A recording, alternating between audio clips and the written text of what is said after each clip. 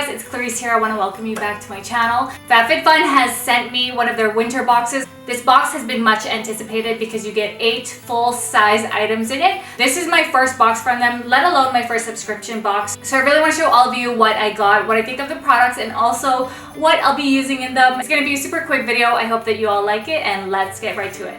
So let's unbox this together and find out what's inside. I really like the box. It's a nice color combination with the blue and the pink. It came with a bunch of flyers and also a magazine, but to be honest, I didn't even look at that because I just wanted to get right into the products.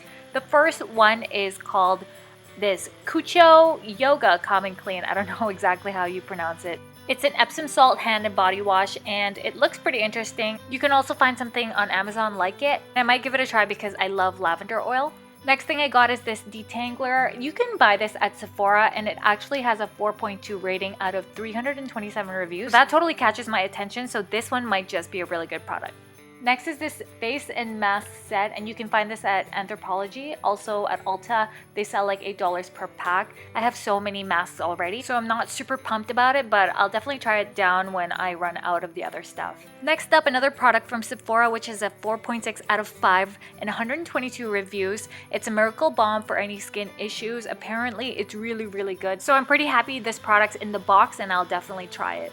Next, this makeup remover cloth has mixed reviews on Sephora, but apparently it works, but they also said that it's overpriced, so I definitely have to give this one a try. Comment below if you guys have used this product before. Next is a coffee scrub. You can find this at Ulta. You can also find it at Urban Outfitters, but because I'm a new mama, I'm just literally in and out of the shower, so I probably would not use this as soon as I would really want to.